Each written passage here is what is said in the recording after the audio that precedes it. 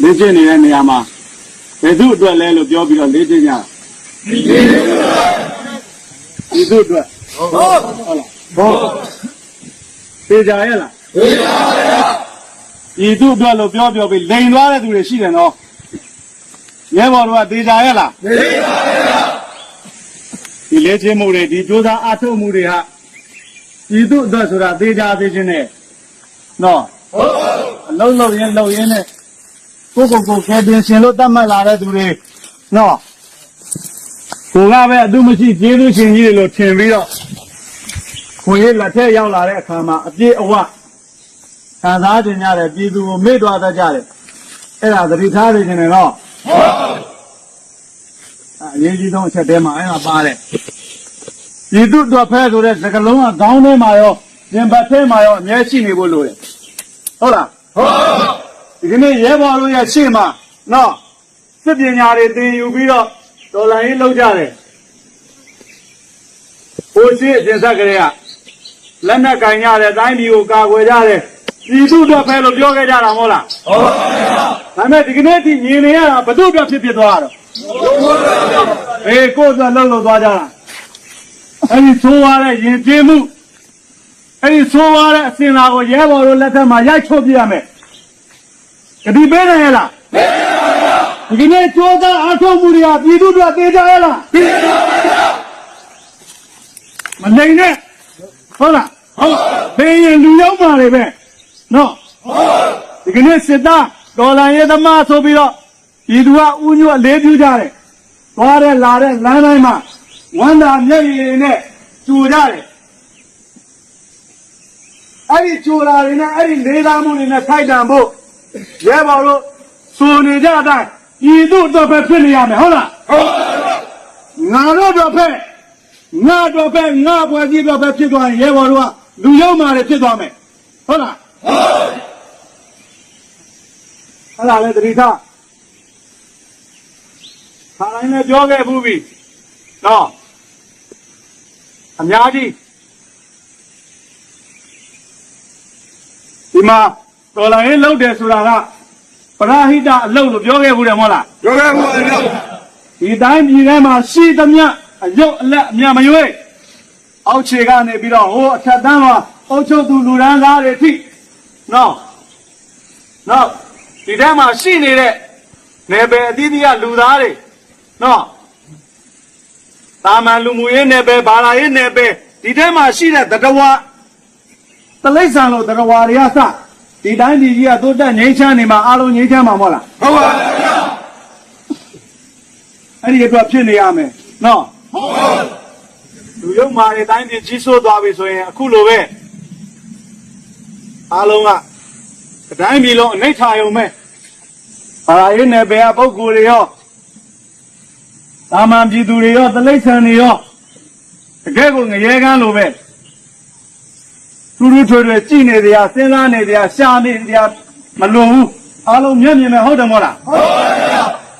ဒီကနေ့လူသားတွေနေတဲ့နေရာတွေကမီးလောင်ပြင်တွေဖြစ်နေမျက်ရည်နဲ့ပြည့်နေတဲ့ငိုတန်နေနဲ့ပြည့်နေတယ်အဲ့ဒါဘသူတွေကြောင့်လဲဆိုရင်အခုနကပြောတဲ့ဤသူ့အတွက်ဖဲလို့လိန်ပြီးတော့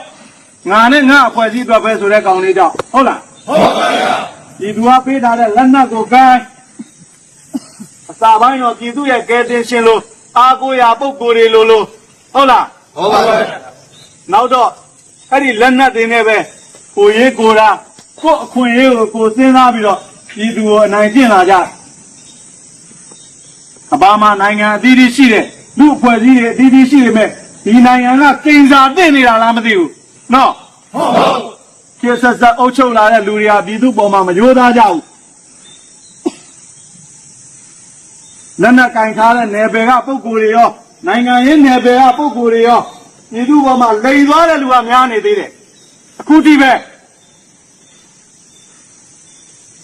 ဒီကိစ္စမှာလည်းရှိနေတော့မယ်ဒီထဲမှာရောပါလာမှာဆိုတယ်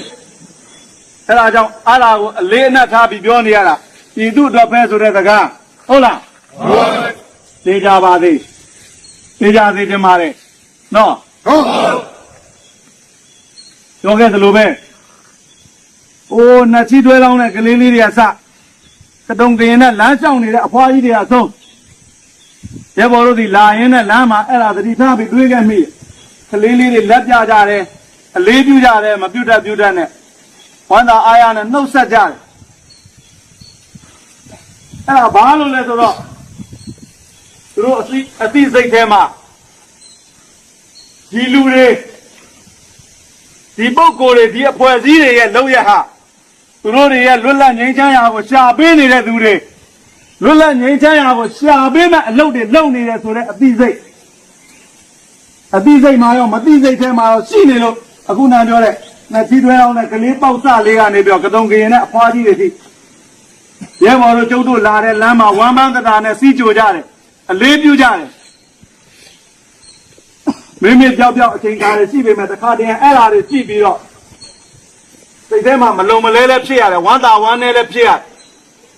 ဘာလို့မလုံမလဲဖြစ်တာလဲဆိုတော့သူတို့အားကိုးသလောက်သူတို့ယုံကြည်သလောက်ကျုပ်တို့အလုံးလုံးပေးဖို့လိုနေသေးလို့မလုံနိုင်သေးလို့ဟုတ်လားဟုတ်ပါဘူးဝမ်းသာဝမ်းနည်းဖြစ်တာကတော့ကိုရီးယားအခုမလုံနိုင်သေးပေမဲ့ဒီလူသားတွေရဲ့လွတ်လပ်ငြိမ်းချမ်းမှုစုပ်ပြတ်နှုံချနေတဲ့ငါတို့ပြည်သူတွေရဲ့လွတ်လပ်ငြိမ်းချမ်းမှုကိုငါတို့ဒီနေ့မှရှာပေးနိုင်တော့မယ်အခုငါတို့စ조사အားထုတ်နေကြတယ်အဲ့ဒီပေါ်မှာလည်းပြည်သူကလေးစားတဲ့အားကိုးတဲ့ယုံကြည်တဲ့အတိမပြုတဲ့ဝင်းရံတဲ့ဆိုတဲ့စိတ်တွေနဲ့ဝမ်းသာနေတာဟုတ်လားဟုတ်ပါဘူးဝမ်းနေတယ်ဆိုတာတော့သူတွေပြောကြမလို့တော့နေစဉ်နဲ့အမြတ်ကျုပ်တို့လိုပဲရှေ့မှာလက်နက်ကင်ပြီးတော့တိုင်းပြည်ကိုအုပ်ချုပ်ခဲ့ကြတယ်လက်နက်ကင်တဲ့သူတွေရောမကင်တဲ့သူတွေရောတစ်ချိန်ကြရင်ပြည်သူကိုလှည့်ပြလိမ့်ညာပြည်သူရာအဓိကနဲ့တစ်ချိန်ကြရင်အသိပညာနည်းတဲ့ပြည်သူကိုအခွင့်အရေးယူပြီးတော့ငါတို့ရာအဓိကဖြစ်ပုံကြတဲ့အစိုးရအဆက်ကြောင့်အခုလိုစုပ်ပြတ်နှုံချနေတဲ့ပြည်သူတွေကိုကြည့်ပြီးတော့တကယ်ဝမ်းနေတယ်သူတို့ပြည်သူတွေဟာတရားသာတာဘောင်းစုံနဲ့နော်ဘာမှသူမရှိချမ်းသာနိုင်တဲ့လူတွေဖြစ်ပါလေနဲ့အဖွားကြီးတွေတင်းထမ်းနေရတဲ့ဟိုနေ့ကဓမ္မခထိုးပြီးတော့သိဝမ်းနေကြကောင်းတယ်ကလေးလေးတွေနှက်တွေပစည်းတွေနဲ့အစုပ်အပြဲအမြင့်အထင်းအဲဒီဘောင်းလေးတွေဝတ်ပြီးတော့အဲ့ဒီမှာသူတို့ဘဝတွေရှင်းတန်ရက်တည်နေကြတကယ်ဝမ်းနေကြကောင်းတယ်အဲ့ဒီဘဝကလွတ်ဖို့ဘယ်သူတွေမှတာဝန်ရှိတယ်ရဲဘော်တို့ကျုပ်တို့မှတာဝန်ရှိတယ်ဟုတ်လားဟုတ်ပါဘူးလူသားတိုင်းမှာတာဝန်ရှိတယ်လို့ပြောလို့ရတယ်ဒါပေမဲ့အကြောင်းကြောင့်လူတိုင်းကဒီအလုပ်ကိုမလုပ်နိုင်ဘူးဟုတ်လားဟုတ်ပါဘူးကျုပ်တို့ကတော့ဒီအလုပ်ကိုလုပ်မယ်ဒီတာဝန်ကိုယူမယ်ဆိုပြီးရှစ်ထွက်လာတယ်ဒီသူကအဲ့ဒါကိုယုံကြည်ပြီးတော့အားကိုးပြီးတော့သူတို့မရှိမဲ့သူတို့လုံအားကားတွေကနေပြီးတော့ရဲဘော်တို့ကိုစားနဲ့ရိတ်ခါသေဝလက်နဲ့ခဲရန်နေသက်ဆင်ပေးထားတယ်ဟုတ်လားဟုတ်ပါဘူးအဲ့တော့ကျုပ်တို့ကတာဝန်ယူမယ်လို့ပြောပြီးသွားတဲ့လူတွေပဲတာဝန်ယူမယ်လို့ဤသူရှေ့မှာထွက်လာတဲ့ပုံကိုယ်တွေပဲအဲ့တော့ကျုပ်တို့ကပို့ပြီးတာဝန်ရှိတယ်ဟုတ်လားဟုတ်ပါဘူးဤသူရဲ့အင်အားကကျုပ်တို့စီရောက်လာပြီနော်ဟုတ်ပါဘူးအဲ့ဒီတော့ပြည်သူကိုကဖို့ကယ်ဖို့ကျုပ်တို့ကတာဝန်ရှိတဲ့သူတွေဖြစ်သွားပြီဟုတ်လားဟုတ်ပါဘူးပြည်သူပေးတဲ့အင်အားတွေနဲ့အချိန်မှပြည်သူပေါ်မှာသစ္စာရှိအလုံးလုံးကြဖို့လည်းမလိုဘူးလားဟုတ်ပါဘူးအဲ့ဒီအင်အားတွေကိုစုပုံသိမ့်ကြုံယူပြီးတော့ငါဒီရောက်လာပြီဆိုရင်လက်ကမောင်းခတ်ပြီးတော့မင်းတို့ငါတို့ခိုင်းတာလို့မင်းတို့ငါတို့ကယ်ထားတာနော်ဒီတိုင်းပြည်ဒီလူထုအားလုံးငါတို့ကာကွယ်စောင့်ရှောက်နေရငါတို့စကားကိုနားဆောင်ရမယ်လို့လုပ်လို့ရလားမဟုတ်ပါဘူးဗျာအဲ့ဒါဆိုရင်လောက်ကောင်နေပဲဖောက်ကောင်နေပဲဟုတ်လားဟုတ်ပါဘူးဗျာတိုက်လို့အင်အားကြီးရဲဘော်တို့ရဲ့အင်အားဘယ်သူပေးထားလဲညီပါဗျာဒီနေ့စားနေတဲ့အစားအစာလို့ဝင့်နေတဲ့အဝင့်နော်ဘောတို့ကင်နေတဲ့လက်နဲ့ခဲရန်အားလုံးဘယ်သူပေးထားလဲညီပါဗျာရဲဘော်တို့ဘယ်သူမွေးထားလဲညီပါဗျာရဲဘော်တို့ဘယ်ဟာတွေဘလောက်ပဲထက်မြက်လာသည်ဖြစ်စေဘယ်ဟာတွေဘလောက်ပဲအားကြီးလာသည်ဖြစ်စေအဲ့ဓာတွေကိုဘယ်သူဗန်တိပေးထားတော့ညီပါဗျာရှင်းပြောရဲဒီလိုခက်ပြတ်မှလူတစ်လုံးဖြစ်အောင်နော်ဒီလိုလက်နက်တွေကင်ပြီးတော့အားနဲ့အင်းနဲ့သူရဲကောင်းကြီးတွေလိုကဲတင်ရှင်ကြီးတွေလိုနေနိုင်အောင်လုပ်ပေးကြတာလည်းဘယ်သူတော့ညီပါဗျာ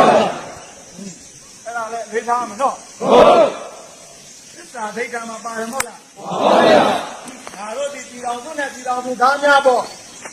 ဟာလေပြည်တော်စုနဲ့ပြည်တော်စုသားများလို့ပြောတယ်နော်ဟုတ်အခုနာပြည်သူဆိုတဲ့စကားရလို့ပဲသိပြီးကျယ်တဲ့နဲ့ပြည်သူဆိုတဲ့တဲမှာဒီတိုင်းဒီမှာရှိတဲ့ဒေတောက်တာနော်အရင်ကအားလုံး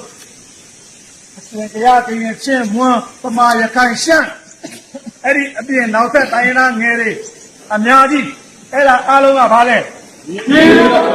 ပြည်သူဟုတ်လားဟုတ်ပါဗျာနောက်တစ်ခုကဒီပြည်တော်စုနဲ့ဒီပြည်တော်လူသားတွေပဲမဟုတ်လားဟုတ်ပါဗျာအဲ့ဒီလူတွေအားလုံးတော့သစ္စာရှိရမှာမဟုတ်လားဟုတ်ပါဗျာမင်းတို့သစ္စာရှိရမှာက MRDA လားဟုတ်ပါဗျာမင်းတို့သစ္စာခံမှာရဲဘော်တို့ကျုပ်တို့သစ္စာခံမှာ MRDA မဟုတ်ဘူးနော်ဟုတ်ပါဗျာပြည်သူနောက်ပြီးတော့ပြည်တော်စုနဲ့ပြည်တော်လူသားများဟုတ်လားဟုတ်ပါဗျာအဲ့ဒါကိုသတိထားပါအခုတိုက်နေတဲ့တိုက်ပွဲကဘာအတွက်တိုက်တာလဲပြည်သူအတွက်နော်ဟုတ်အဲ့ဒီပြည်သူဆိုရမှာဟိုရှိမှလွတ်လပ်ရေးတိုက်ပွဲတွေရှိခဲ့ဘူးတဲ့တိုက်ပွဲဝင်တော့အားလုံးအတူတူတိုက်ခဲ့ကြရတယ်လွတ်လပ်ရေးရလာတဲ့အခါမှာအုပ်ချုပ်သူလူဒန်းသားတွေရဲ့ဟိုဟာကောက်စစ်တဲ့ရုံမာတဲ့အစီအစဉ်တွေကြောင့်အရင်သားတွေကြားမှာမမျှတတဲ့အခြေအနေရှိခဲ့ဘူးလားရှိပါဘူးဒီတော်စုစစ်တယ်လားမရှိပါဘူးဒီတော်စုတို့အမြင်ခံထားပြီးတော့နော်ဘယ်သူမှကောင်းကောင်းမခံထားရဒီတော်စုထဲမှာပါတဲ့ဒီတော်စုသားတွေအားလုံးညီမျှတဲ့ခွင့်ရမရကြဘူးဟုတ်လားဟုတ်ပါဘူးအဲ့ဒီမှာဗမာလူမျိုးကြီးအသွင်ဆောင်တာတွေပေါက်လာတယ်တကယ်တော့ဗမာတိုင်းရင်းသားတွေကလူမျိုးကြီးအသွင်လူမျိုးကြီးဝါလာရှိတာဟုတ်ရဲ့လားဟုတ်ပါဘူး။အုပ်ချုပ်သူလူဒန်းသားတွေရဲ့လေပြားပုံသွင်းမှုတွေကြောင့်အဲ့ဒီအနေအထားတွေဖြစ်ခဲ့ရ။ညီရမှုတွေနဲ့ဒါတို့ဗမာကလည်းလူမျိုးကြီးဝါရကင်ဆွဲတဲ့သူတွေလူမျိုးကြီးဝါရအသွင်ဆောင်တဲ့ပုံကိုယ်တွေမဖြစ်ခဲ့ရဘူးလား။ဖြစ်ပါဘူး။လုံးမာနဲ့အုပ်ချုပ်သူလူဒန်းသားကြောင့်ဒါတို့ဗမာတိုင်းရင်းသားတွေလည်းဒီခံနေမဖြစ်ခဲ့ဘူးလား။ဖြစ်ပါဘူး။ဒီနေ့အဲ့ဒါမဟုတ်ဘူးလို့ငါတို့ပြရတယ်ဟုတ်လား။ဟုတ်။ငါတို့တိုက်ပွဲကတိုင်းရင်းသားစီးနေအားလုံးတော့တိုက်တယ်ဖက်ဒရယ်ဒီမိုကရေစီဆိုတဲ့အမျိုးသားတန်းတူညီခွင့်တိုင်းရင်းသားအားလုံးကိုယ်ပိုင်ကြဖန်လို့နေနဲ့ညတာတဲ့နိုင်ငံရေးပေါ်ဆောင်နေလို့ဒီဟောဒီမှာငါတို့ပမာတွေလုံးမယ်ဆိုပြီးတော့လေဘော်တို့တောင်းယူတက်ပြပြသစ္စာကြီးကြရမှာဟုတ်လားဟုတ်ပါဘူး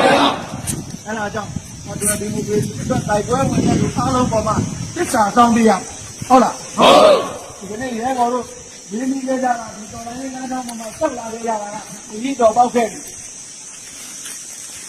အဲ့ဒီအထဲမှာငါတို့တွေလက်လွတ်ပြီးတော့ဝမ်းနဲ့ခြေခွဲသွားနဲ့သုံးလိုက်ရတဲ့မြေကိုတွေလည်းအများကြီးဖြစ်နေခဲ့ပြီဟုတ်လားဟုတ်ပါဗျာဒီတိုက်ပွဲကဖက်ဒရယ်ဒီမိုကရေစီအတွက်တိုင်းသားပြည်သူလူထုတရားလုံးရဲ့ညတာတဲ့လွတ်လပ်ငြိမ်းချမ်းတဲ့ဘဝကြီးကိုပေါ်ဆောင်နိုင်ဖို့တိုက်နေကြတဲ့တိုက်ပွဲဆိုပေမဲ့သမိုင်းတော်တစ်ခုကိုရေးထိုးနေကြတာဆိုပေမဲ့အဲ့ဒါကိုနိုင်မှအဲ့ဒီသမိုင်းကိုကျုပ်တို့ကိုယ်တိုင်ရေးခွင့်ရမှာမဟုတ်လားဟုတ်ပါဗျာရှုံးရင်နိုင်တဲ့ကောင်ကဖင်လို့ရေးမှာဟုတ်လားဟုတ်ပါဗျာအဲ့ဒီကြရင်သူ့တို့ရှုံးနေလို့ရှိရင်ဒီမှာဘေးဆက်လိုက်ရတဲ့လူတွေဒီမှာလုံနေတဲ့လူတွေအားလုံးကမြင့်မြတ်တဲ့အလုပ်ကိုလုပ်နေပါရဲ့နဲ့အကျင့်ဖတ်တဲ့လူရုံမာတွေအဖြစ်သမိုင်းရေးထိုးခံရမယ်ဟုတ်လားဟုတ်ပါဗျာအေးအဲ့ဒီတော့ကိုယ့်ရဲ့ရည်ရွယ်ချက်အတိုင်းအနာပြည်သူလူထုတရားလုံးရဲ့ကောင်းကျိုးကိုရယူနိုင်အောင်ဒီတိုက်ပွဲကိုနိုင်အောင်တိုက်ရမယ်ဟုတ်လားဟုတ်နိုင်အောင်တိုက်ပြီးတော့ကြာဆုံးသွားတဲ့လူတွေနဲ့တန်တဲ့သမိုင်းတွေကိုရေးထိုးပေးရမယ်ဟုတ်လားဟုတ်ငါတို့ရဲ့ညီကိုတွေကလူယုံမာတွေအကြမ်းဖက်သမားတွေအဖြစ်နဲ့ကြာဆုံးသွားတာမဟုတ်ဘူးဆိုတာကိုနောင်လာနောက်သားတွေသိအောင်ဖက်ဒရယ်ဒီမိုကရေစီအတွက်တိုက်ပွဲဝင်ပြီးတော့ကြာဆုံးသွားရတဲ့သူတွေရောကြံရှိနေတဲ့ညီကိုတွေရောရင်းရတဲ့သူရဲကောင်းတွေဖြစ်တယ်ဆိုတာသမိုင်းမှာရေးထိုးခွင့်ရအောင်နိုင်အောင်ကြိုးစားရမယ်ဟုတ်လားဟုတ်ကြောက်ရင်လွဲရဲရင်မင်းဖြစ်ဆိုတဲ့စကားရှိတယ်တိုက်ပွဲထဲမှာကြောက်နေရှုံးတာပဲဟုတ်လားဟုတ်ရှင်းမှာသင်္ကန်းလာယူတရားတွေရှိခဲ့တယ်ကြောက်လို့ရမလားမရပါဘူးကြောက်ရင်လွဲမယ်ရှုံးမယ်အဲ့ဒီတော့ငါတို့ပြည်သူတွေကဒီတိုင်းဒီမှာမင်းပြန်ဖြစ်ဖို့ရေးငါတို့ရဲမှရမယ်ဟုတ်လားဟုတ်ပြည်သူရဲ့ကိုယ်သားပြည်သူပေးတဲ့အင်အားတွေနဲ့ဒီရဲဘော်တွေကရဲရဲမှဖြစ်မယ်ဟုတ်လားဟုတ်ဒါလေးရင်ပြမပြောင်းနေတယ်ပြောင်း နော်ဒီသားများပေါ်သစ္စာရှိရမယ်နှစ်မှအဲ့ဒီဖာတွေဒီလိုဒီသက်တိုက်ပွဲဝင်တဲ့သူတွေပေါ်မှာသစ္စာရှိရမယ်သုံးမှာကြတော့ဒီလူလူရဲ့အသက်အိုးအိမ်စီးတွေနဲ့လွတ်လပ်ငြိမ်းချမ်းမှုဟုတ်လားဟုတ်အဲ့ဒီလွတ်လပ်ငြိမ်းချမ်းမှုကိုဘာဖြစ်ရမှာလဲအကွယ်တောင်းလျှောက်ရအခုပြည်သူတွေဘောအစီနာတမတော်လို့သူတို့ကိုသူတို့မဆက်မကြောက်ပြောထားတဲ့စစ်အုပ်စုကမီးရှို့လူရဲ့တပ်ဖြတ်မရင်းတင်နေလို့ပြည်သူတွေဒုက္ခရောက်နေပြီဟုတ်လားဟုတ်အေးအင်အားချင်းမမျှရင်းလို့ဒါတွေကိုအပြတ်မတိုင်နိုင်နေပေမဲ့အရှင်းမကာကွယ်နိုင်နေပေမဲ့အမြင့်မှာကာကွယ်နိုင်ရမယ်ဒီပြည်သူတွေရဲ့အသက်အိုးအိမ်စီးတွေလွတ်လပ်ငြိမ်းချမ်းမှုကိုဟောဒီငကားတွေကကာကွယ်ပေးနိုင်ရမယ်ဟုတ်လားဟုတ်အဲ့ဒါခေါင်းထဲမှာထက်ရင်ပတ်ထဲမှာထက်ကတနက်ကင်ပြီးဟုတ်လားမေးတဲ့ချိန်ဟုတ်ပါတယ်ပြောပြီးတိုက်ပွဲလဲရောက်ရင်ကြောက်နေလို့ရမလားမရပါဘူးအဲ့ဒါထက်မလို့ချင်တော့ဘူးနော်ဟုတ်ဒီတင်နာဆင်းလာတဲ့ငကားတွေကငကားပြီးသားရမယ်ကျန်လားဟုတ်တချို့အောင်လုံးထိုးတဲ့လူတွေမစ္စရိယစိတ်နဲ့ပုံဖြတ်ခြင်းတဲ့လူတွေပြောသလိုရဲဘော်တို့ကတီကောင်တွေဖြစ်မသွားသေးနဲ့အဲ့ဒါအားလုံးဒီဥစ္စာဒီနေရာရောဂျူနီယာတွေရောငကားတွေလားတီကောင်တွေလားငကားတွေပါအဲ့ဒါတိုက်ပွဲထဲမှာတက်တယ်ပြောင်းသူ့ပြတ်နေတဲ့ပြည်သူလူထုရဲ့အအိုးအိမ်စီးတွေနဲ့လွတ်လပ်ငြိမ်းချမ်းမှုကိုကာကွယ်ဖို့ရဲဘော်တို့ကတီကောင်မဟုတ်ဘူးငကားတွေဆိုတာကိုလာမဲ့တိုက်ပွဲတွေမှာပြဟုတ်လားဟုတ်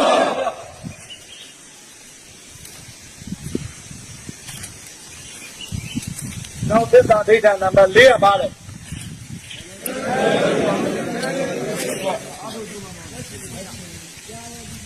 ဘာနိုင်တော့လား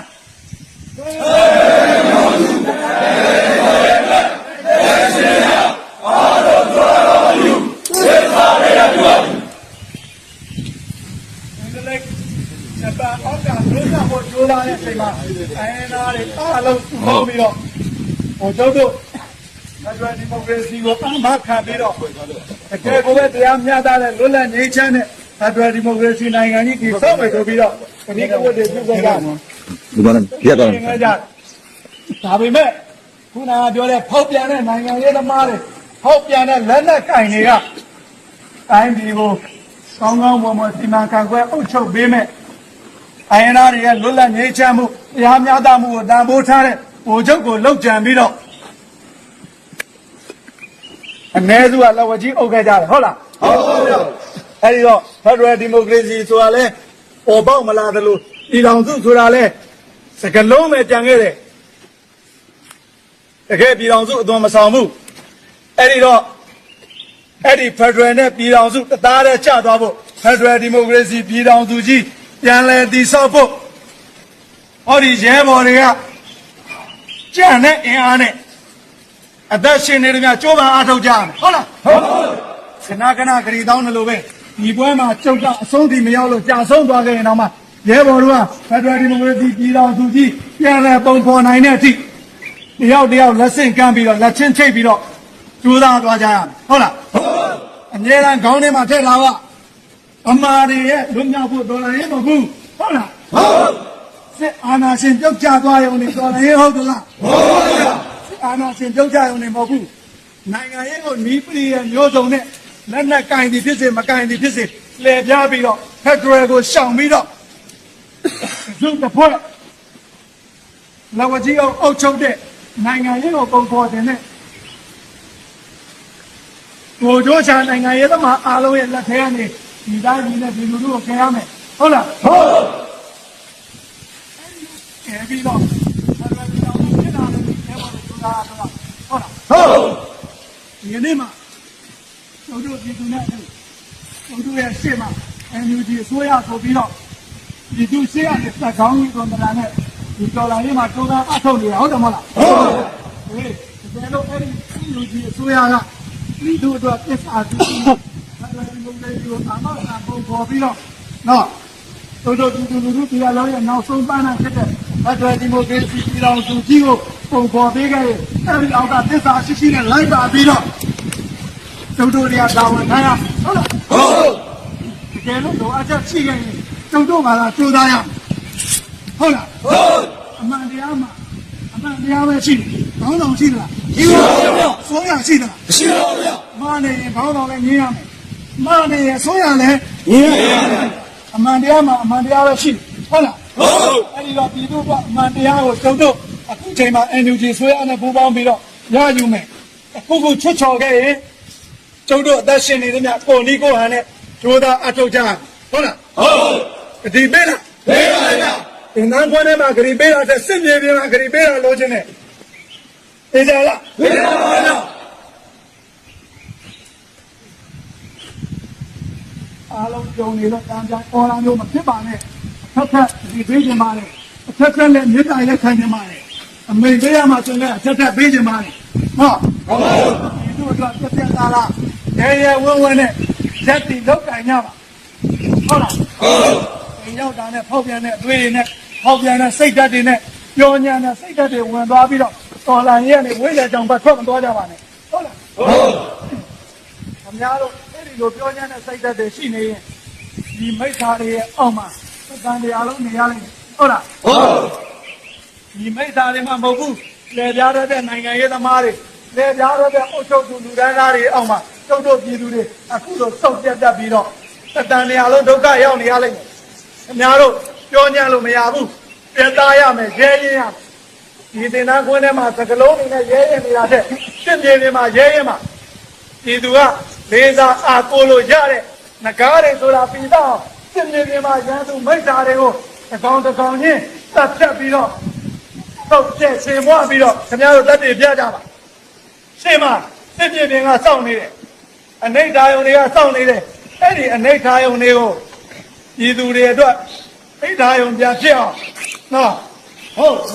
စစ်မြေပြင်မှာရန်သူမိစ္ဆာကောင်တွေကိုတစ်ကောင်ချင်းစောက်ဖြတ်ပြီးတော့ခင်ဗျားတို့အောင်ပွဲကိုပြည်သူလက်ထက်ထည့်ပေးဖို့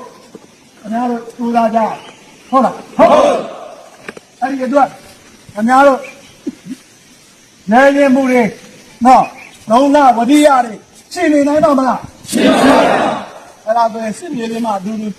တို့တက်တယ်ပြန်ခင်ဗျားတို့နဲ့အတူကြုံလဲရှိမယ်ဟုတ်ပြီလားရေဟုတ်အဲ့ဒါဆိုရင်ဒါဒီနိုင်ဆက်လို့ပါဟုတ်ချေချေဟုတ်